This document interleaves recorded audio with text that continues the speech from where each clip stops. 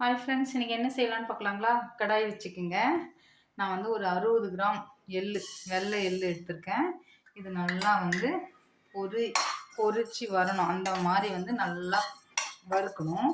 எண்ணெய்லாம் போடக்கூடாது, ட்ரையாகவே நல்லா இது நம்ம இந்த படப்படன்னு வெடிக்கணும். அந்த மாதிரி நல்லா வறுத்துக்குங்க. இங்கே பாருங்கள், நல்லா வெடித்து வருது பாருங்கள். இந்த டைமில் வந்து இதை எடுத்துருங்க. எடுத்து இதை ஆற வச்சுருங்க. இப்போ ஊற்றிக்குங்க.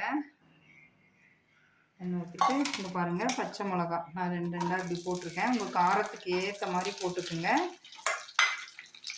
இது வந்து நல்லா வதங்கட்டும்.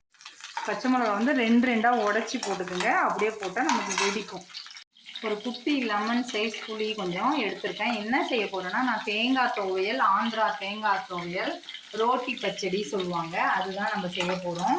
இந்த பச்சை மிளகாய் வதங்கிட்டுருக்கீங்களா, இந்த புளி வந்து ஒரு 1/2 hour முன்னாடியே ஒரு பெரிய லெமன் சைஸ் கொஞ்சம் புளி தூக்கலாக இருந்தால் தான் இது நல்லாயிருக்கும். இது ஆக்சுவலாக உரலில் செஞ்சிங்கன்னா செம்ம டேஸ்ட்டாக இருக்கும். என்கிட்ட உரல் இருக்குது, ஆனால் அந்த இடிக்கிற அந்த இது இல்லை, குச்சி கம்பு இல்லை. அதனால் நான் வந்து மிக்சியில் தான் செய்ய போகிறேன்.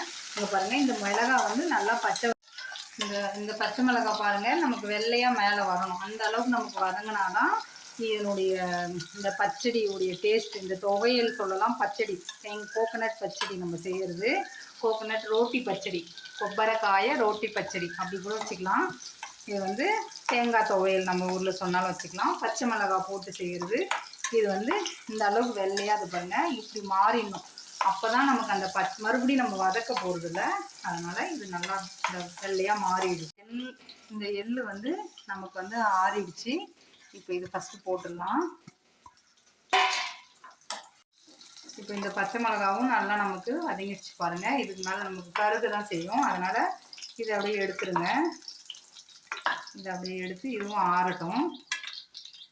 சூப்பராக இருக்கும் ஃப்ரெண்ட்ஸ். இது ட்ரை பண்ணி பாருங்கள் ஒன்ஸ். ஆகுது நல்லாயிருக்கும், ஈஸியானது தான், வேலைலாம் ஒன்றுமே இல்லை. பூண்டு பாருங்கள், எள்ளு, இந்த ஜீரகத்தை போட்டு ஃபஸ்ட்டு அரைச்சிடலாம், அப்புறமா பூண்டு போடலாம். நீங்கள் தோல் எடுத்துகிட்டு போட்டாலும் ஓகே தான்.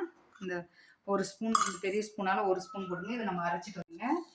இந்த நம்ம ஜீரகம் எள்ளு இப்போ வந்து அரைச்சிருக்கோம். இப்போ வந்து பூண்டு தோல் எடுத்துகிட்டு கூட போட்டுக்கலாம், நான் தோல் எடுக்காமல் போடுறேன். அதே மாதிரி வந்து இந்த பச்சை மிளகாய் வதக்கி வச்சுருக்கோம் பார்த்தீங்களா, இது. அப்புறம் இந்த புளி ஃபஸ்ட்டு வந்து தண்ணி போடாதீங்க, புளி மட்டும் போடுங்க. நமக்கு தண்ணி வேணும்னா நம்ம சேர்த்துக்கலாம். இந்த தண்ணியை தான் நம்ம சேர்க்க போகிறோம்.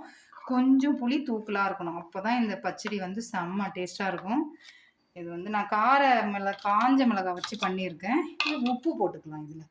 இங்கே பாருங்கள், இதுக்கு ஏற்ற உப்பு, கல் உப்பு தான் போடுறேன். நீங்கள் சால்ட்டு வேணால் கூட போட்டுக்கலாம். பாருங்கள், இப்பயே அப்படியே வாசமாக இருக்குது. இப்போ இது மாதிரி அரைச்சிடுங்க. இதையும் போட்டு நம்ம நைஸாக அரைக்கக்கூடாது. தேங்காய் 1 கப் எடுத்துருக்கேன் நான். ஒரு முடி தேங்காய், அது கூட கூடியோ குறைச்சியோ கொஞ்சம் எடுத்துக்கோங்க. இதையும் போட்டு நம்ம இப்போ அரைக்க போகிறோம். குறைன்னு தான் அரைக்க போகிறோம், நம்ம நைஸாக இல்லை.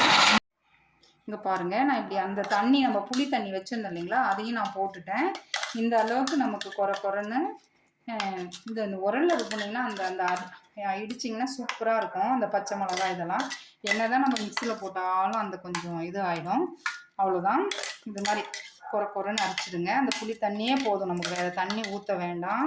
நம்ம வந்து துவையல் தான் செய்கிறோம், குழம்பு செய்யலை. இது அப்படியே இருக்கட்டும். இங்கே பாருங்கள் ஃப்ரெண்ட்ஸ், நம்ம அந்த மிளகாய் வறுத்தோம் பார்த்தீங்களா, அந்த எண்ணெயே இதில் இருக்குது. இப்போ வந்து இதில் கொஞ்சம் கடுகு, கொஞ்சம் ஜீரகம், 2 காஞ்ச மிளகாய், அடுத்தது கடலைப்பருப்பு, கொஞ்சமாக உளுந்து, இதெல்லாம் போட்டு நல்லா வந்து இது பண்ணுங்கள். எண்ணெய் பொரியட்டும். நமக்கு வெங்காயம் வேணுன்னா போடுங்க, வேண்டாம்னா ஸ்கிப் பண்ணலாம், நல்லா தான் இருக்கும். அதுவும் போட்டுட்டு இது நல்லா பொரிஞ்சதும், இது எண்ணெய் நமக்கு நிறைய தேவைப்படாது, ஏன்னா தேங்காயிலையும் எண்ணெய் இருக்குது, நம்ம எள்ளு போட்டிருக்கோம் இல்லைங்களா, எள்ளுலேயும் எண்ணெய் இருக்குது. அதனால் வந்து எண்ணெய் தேவைப்படாது. இது பொரிஞ்சதும் இதை ஆஃப் பண்ணிவிட்டு நம்ம இதில் போட்டு கிளறிடலாம். அவ்வளோதான், இது பொரியறது தான் நமக்கு டைமு. இப்போ நான் ஆஃப் பண்ணிட்டேன்.